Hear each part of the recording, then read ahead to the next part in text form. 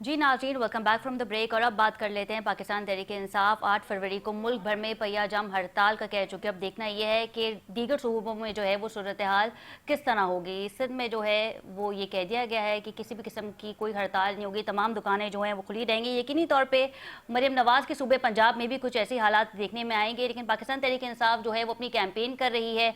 Although Suhail Afridi के खुद के सूबे में जो है वो इस वक्त ऑपरेशन जारी है, तीरा में नकल मकानी की जा रही है, लेकिन एक वो भी फेज़ है कि वो स्ट्रीट मूवमेंट की तैयारी कर रहे हैं ज़ोरों शोर से। अब देखना यह है कि 8 फरवरी को जो है वो इस मुल्क में पाकिस्तान में क्या होने जा रहा है। जलाल साहब हमारे साथ मौजूद हैं। जलाल साहब, मुलाकात नहीं होने दी जा रही बहनों से, एक तो ये शिकवे हैं, शिकायतें हैं पाकिस्तान तहरीक इंसाफ की, और फिर ये भी कहा जा रहा है कि हमारे सूबे में ऑपरेशन किया जा रहा है, जबकि हमने मना कर दिया था, हमसे पूछा नहीं गया, हमें बताया नहीं गया।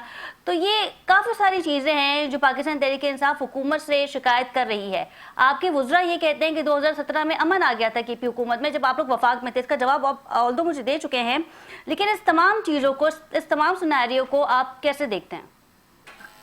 जी बीबी, इसमें मैं ये कहूँगा कि जो वादी तीरा का ऑपरेशन चल रहा है, फर्स्ट ऑफ ऑल तो इसमें जो है कोई ऐसा फुल फ्लेज ऑपरेशन नहीं है, ये इंटेलिजेंस बेस्ड ऑपरेशन है।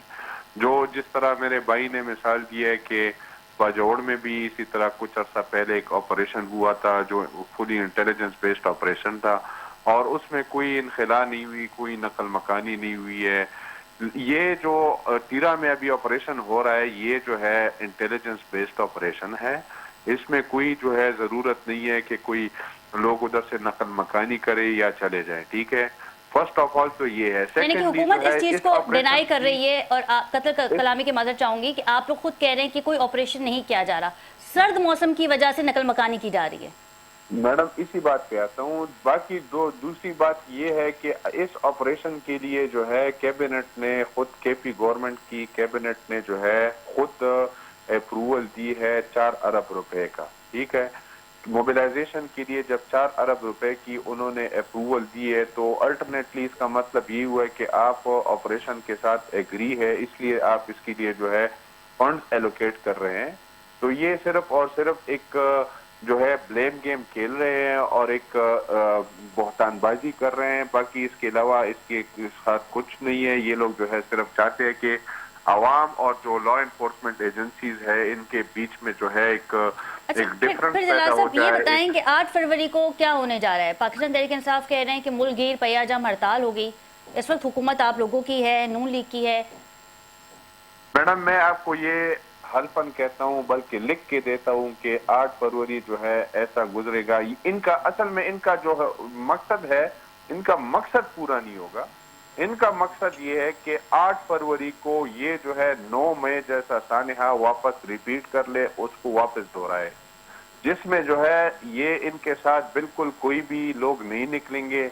ये मैं आपको लिख के देता हूं कि इनका जो ये प्रोटेस्ट है 8 फरवरी को, ये केपी के हद तक महदूद रहेगा, ठीक है, वो भी चंद लिमिटेड लोगों में।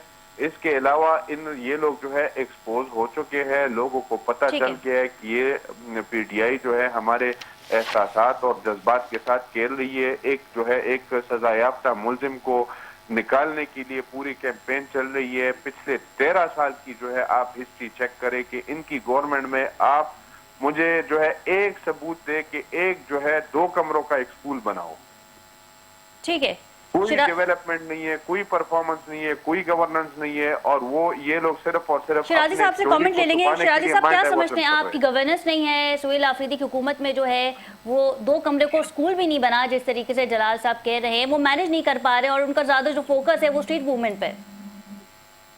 देखिए, सबसे इम्पोर्टेंट चीज तो ये कि स्ट्रीट मूवमेंट इस वक्त में मेरे ख्याल में शायद वो खुद तहरीक इंसाफ के नैरेटिव को बहुत नुकसान पहुंचा रही है।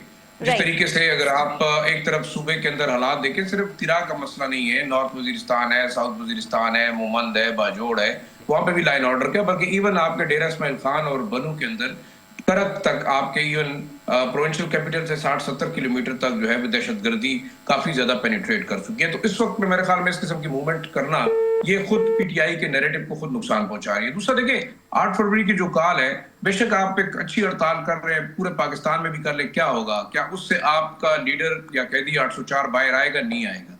उसके लिए आपको दो चीजें बड़ी वाज़ेह करनी जी। है। लोग अगर शायद इसको एडमिट नहीं करते, देखिए जब तक पाकिस्तान मुस्लिम लीग नवाज ने जो कुर्बानी दी है ना नवाज शरीफ साहब की, उनको जी। सियासत से बाहर रख के, तो आप क्या एक्सपेक्ट करते हैं कि शहबाज शरीफ साहब घर चले जाएंगे और इमरान खान को बाहर निकाल के प्राइम मिनिस्टर बना लेंगे? ऐसा नहीं होगा। जब तक मेरे ख्याल में तहरीक इंसाफ और एस्टेब्लिशमेंट के दरमियान पैशअप नहीं होता तो खान साहब अंदर ही रहेंगे, ये एक हकीकत है। मेरे ख्याल में मूवमेंट से कोई फर्क नहीं पड़ेगा। दूसरी बात जो आपने गवर्नेंस की बात की, मेरे ख्याल में सूबा इतना बदकिस्मत सूबा है कि चाहे वो मरकज में जिसकी भी हुकूमत रही है, हमेशा सूबा रिलाई करता रहा है फॉर 90% ऑफ द बजट वो मरकज पे करता रहा है, वो नेट हाइडल प्रॉफिट पे डिपेंड करता रहा है, वो एनएफसी अवार्ड पे करता रहा है, वो गैस एंड ऑयल की रॉयल्टी पे करता रहा है, वो कभी भी सूबे को नहीं मिली। इस दफा भी आप देखें जलाल खान साहब अगर इससे इत्तेफाक करेंगे, यानी तकरीबन 3.45 ट्रिलियन रुपए का जो पीएसटीपी है उसमें 90 के करीब स्कीमें केपी की निकाल दी गई। मैं सियासी बात नहीं कर रहा, ये प्रैक्टिकल बात है और ये सूबे के लोगों का मसला है। इस वक्त दो मिनिस्टर्स हैं फेडरल, एक है अमीर मकाम साहब, एक है आपका जो है वो शाहजहान यूसुफ साहब, ठीक है जी, बल्कि यूसुफ शाहजहान साहब। अब सारी बात अगर देखा जाए तो क्या फेडरल गवर्नमेंट ये समझती है कि तहरीक इंसाफ को अगर वोट मिला है केपी के अंदर तो इनकी जिम्मेदारी नहीं है कि यहाँ डेवलपमेंट के काम करें? बेशक गवर्नेंस के बहुत ज्यादा इश्यूज है, लेकिन सबसे आम इशू ये है कि आपने जब फाटा का मर्जर किया तो 14.56% पॉपुलेशन थी, अब 19.6% के हिसाब से आपको वो फंड्स देने पड़ेंगे। देखिए एक नैरेटिव बिल्ड करना अपनी जगह पे, ये रियलिटी है। अब सूबा उसके पास बजटिंग के लिए इतने पैसे नहीं है, 10% उसकी अपनी रेवेन्यू है, 90% वो रिलाय करता है वर्ल्ड बैंक पे, IMF पे या वो मरकजी हुकूमत पे। तो आप मुझे सूबा कैसे चला के दिखाएंगे? देखिए ये एक बड़ी रियलिटी है, इस पे मेरे ख्याल सियासी जमातों को यकजा होना चाहिए, क्योंकि और एक बात अहम मैं ये भी बताऊं जी, हमारी जितनी सियासी जमातें हैं वो बशमूल Peoples Party, PMLN, JUIF, ANP, जब आप देखें कुछ अर्सा कबल एक NFC के ऊपर एक NFC का मामला है और उसमें ये भी बताया जा रहा है कि हुकूमत इसे रिवर्स कर सकती है, यानी कि जो शेयर सूबों को दिया जा रहा है उसमें थोड़ा परसेंटेज जो है वो हुकूमत अपने पास भी रखेगी, ऐसी डिस्कशन भी हो रही है। नई NFC जब तक वो फॉर्मुलेट होती है उसका अलग चीज है, मैं तो पुरानी की बात कर रहा हूँ। लेकिन बदकिस्मत ये है कि जितनी सियासी जमातें हैं, जलाल खान साहब अगर अपने साथियों से लेजिस्लेटर से बात भी करते होंगे, इन्होंने अपनी कह सकते हैं ना कि लाचारगी का इजहार किया है कि हम सूबे के लिए ये तमाम चीजें नहीं ले सकते, तो कौन देगा आया? तो फिर तो सूबे के अवाम को उन लोगों के पास जाना चाहिए जो दे सकते हैं। आपको गाड़ियां दी गई मोहसिन नकवी की जानिब से, वो भी आपने कहा कि गाड़ियां एक्सपायर हैं, एक्सपायर का वर्ड इस्तेमाल किया गया शराजी साहब, और फिर गाड़ियां वापस भिजवा दी गई। देखिए ये एक माइनर चीज है, मैंने आपको बताया ना कि पॉलिटिकल स्टेटमेंट देना और तमाम दिन पॉलिटिकल पॉइंट स्कोरिंग करना, मैं रियलिस्टिक जो लोग हैं सूबे के लोगों के मसाइल हैं उस पर बात करना चाह रहा हूँ। ये एक रियलिटी है। आप अगर विफाक सूबे को आज एक खत लिखा है चीफ मिनिस्टर ने, मेरे ख्याल में इनको ये खत बड़ा पहले लिखना चाहिए था, क्योंकि ये इमेच्योरिटी के लेवल के ऊपर बात करते हैं, सिर्फ मीडिया के थ्रू एक दूसरे को कम्युनिकेट करते हैं। मेरे ख्याल में एपेक्स कमेटी का इजलास भी जैसे ब्रिगेडियर साहब कह रहे थे बुलाना चाहिए था, वो कोर कमांडर आते, उसमें chief executive of the province chief minister हैं, कोर कमांडर उनसे मिलने आते, IGFC उनके सामने बैठते, इसके अलावा IG इंटेलिजेंस उनके सामने बैठते, तमाम लोग बैठ के डिस्कस करते कि जनाब क्या मामला है, हम कैसे तिरा में ऑपरेशन क्यों नहीं करना चाहते। अब ये तमाम मामला ऐसा है जिसके ऊपर मेरे ख्याल में तहरीक इंसाफ को मैच्योरिटी का इजहार करना चाहिए। और दूसरा, मरकजी हुकूमत की ये जिम्मेदारी है कि वो सूबे के मसाइल को देखे, लोगों को डिस्टेंस ना करे, लोगों के ज़हनों में ये तासुर ना पैदा करे कि PMLN पंजाब की पार्टी और पंजाब के प्राइम मिनिस्टर हैं। मैं they have to come here, क्योंकि यहाँ सूबे के लोगों के मसाइल हैं, लोगों ने गलती की है तहरीक इंसाफ को वोट देके। तो क्या PMLN जो 16 सीटें तकरीबन के क्लेम करती है या उसके 2 मिनिस्टर्स हैं, वो आगे लोगों के सूबे के लोगों के मसाइल नहीं सुनेगी? उनको सुनने चाहिए, मेरे ख्याल में ये बड़ा अहम मसला है। ठीक है, फारूक हमीद साहब से ये जानना चाहेंगे। फारूक हमीद साहब, पाकिस्तान तहरीक इंसाफ अक्सर ये कहती है कि अगर हमने पेशावर में KPK में डिलीवर नहीं किया होता तो फिर 2 बार हमारा वजीर आला मुंतखब नहीं होता, यानी कि पाकिस्तान तहरीक इंसाफ का हम लोगों को डिलीवर करके दे रहे हैं, यही वजह है कि KPK में हमारी हुकूमत है।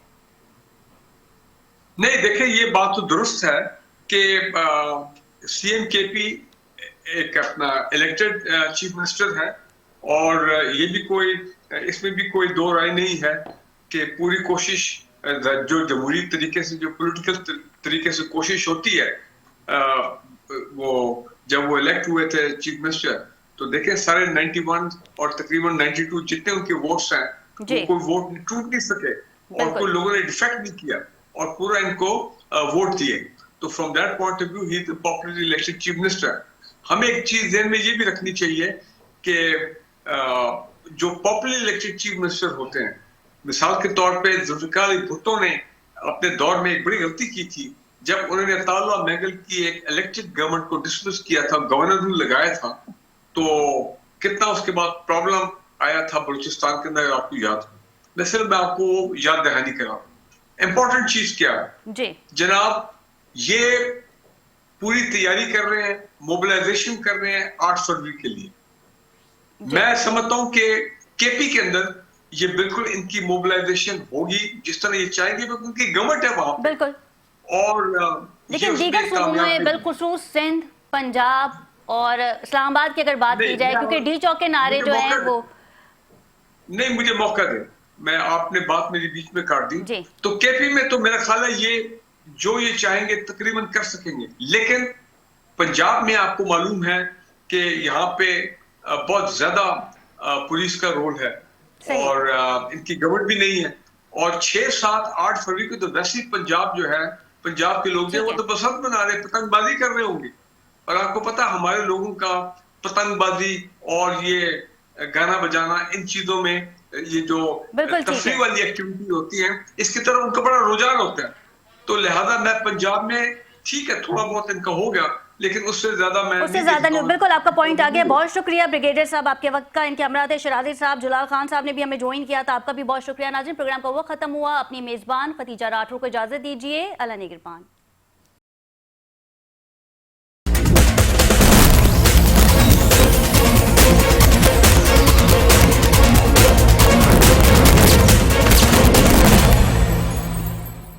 एक ऐसी जगह जहां सूरज की किरणें ताजा हवाएं इस्तकबाल करें,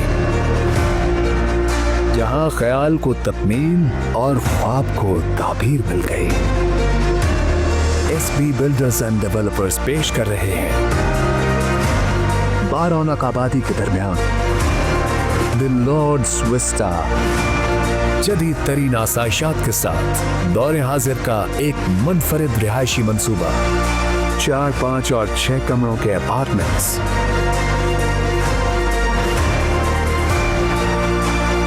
ज़लज़ला प्रूफ स्ट्रक्चर, कराची यूनिवर्सिटी से करीब, मौसमियात डाउ मेडिकल यूनिवर्सिटी से मुत्तसिल,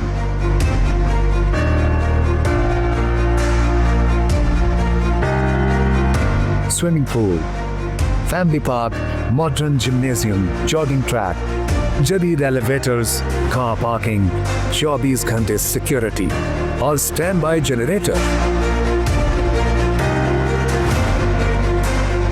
द लॉर्ड्स विस्टा में महफूज सरमायाकारी कीजिए। आज ही अपना अपार्टमेंट बुक करवाइए।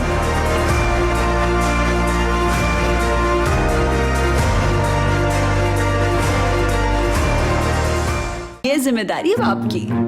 Yes, Your Royal Highness. Royal, साथ जिंदगी भर का। वक्त भी कितनी जल्दी गुजर जाता है, एक लम्हे में सदियों का सफर तय हो गया, पता भी नहीं चला। बाबा, आपने जिंदगी में कितनी मेहनत की होगी इस मकान को घर बनाने के लिए। थैंक यू बाबा, आपने मेरे लिए GFS बिल्डर का इंतखाब किया।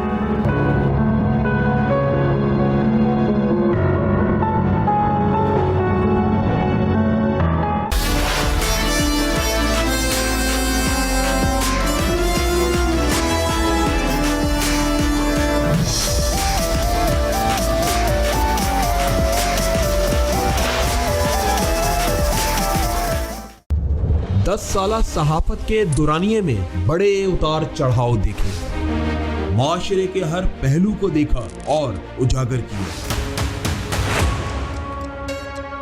मगर जराइम की दुनिया को बहुत करीब से देखा है। कहीं मिलावट, कहीं जखीरा अंदोजी, कहीं नाइंसाफी तो कहीं मंशियात की तबाहकारियां, कहीं रिश्वत का बाजार गरम तो कहीं जुल्म की इंतहा, अशराफिया पर छूट, अवाम पर महंगाई का बोझ, सिंध का वडीराना निजाम हो या पंजाब के इक़्तिदार की हवस हो, ऐवाने आला हो या ऐवाने बाला, मुल्क के हुक्मरानों की बेहिसी, मगर ताकत के आगे ना कभी झुका हूँ और ना ही कभी बिका। एक बार फिर से असल हकाइक से पर्दा उठाऊंगा और आपको दिखाऊंगा मंजर-ए-आम।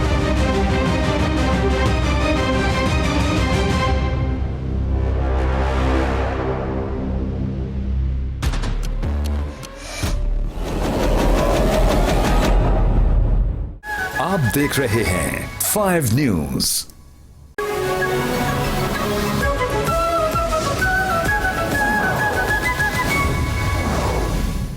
सवाल आधा इल्म सबके लिए जरूरी है। जिस तरह सच जानना जरूरी है, उसी तरह हक के साथ चलना भी जरूरी है। अस्सलाम वालेकुम। प्रोग्राम बेनजीर इस्लामाबाद से आपको कहते हैं खुशामदीद। देखते हैं किसका फायदा है, किसकी मजबूरी है। इक्तदार से ऐवान तक,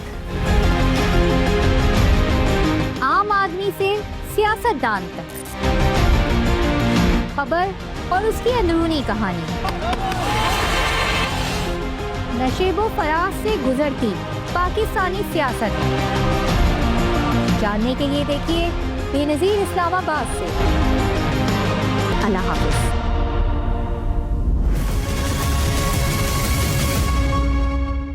आप देख रहे हैं 5 न्यूज।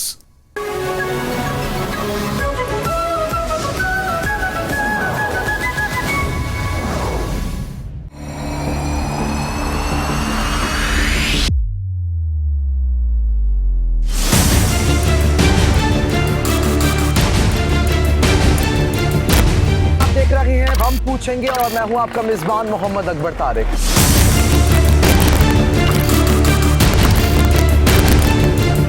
शहर कायद, जिसको रोशनियों का शहर कहा जाता है, जहां जिंदगी कभी दौड़ती थी,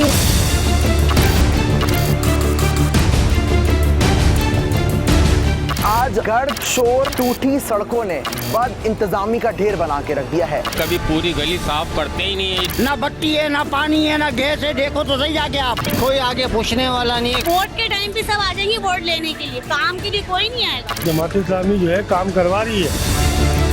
इस अंडरपास की वजह से बिल्कुल फ्लॉप हुआ है। पंजाब गवर्नमेंट भी तो है, वो 40-45 दिन के अंदर उन्होंने अपना प्रोजेक्ट कर दिया अंडरपास के। हमारी गवर्नमेंट, सिंध गवर्नमेंट के तकरीबन 2.5 साल हो गए, अभी तक प्रोजेक्ट इन लोगों से कंप्लीट नहीं होके दे रहा। यही सारा कुछ इस गरीब आवाम के साथ होता रहेगा तो ऐसे हालात में ये गरीब आवाम कहाँ जाएगी? जरूर देखिए प्रोग्राम हम पूछेंगे।